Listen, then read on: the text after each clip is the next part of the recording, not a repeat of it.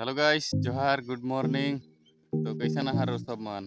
आशा करत ही कि ठीक है, मस्त हा, स्वस्थ हा। तो फिर से आज नया ब्लॉग में सबके स्वागत करत ही। तो आज के ब्लॉग में देखाबे तो हमनी के पापड़ खेती।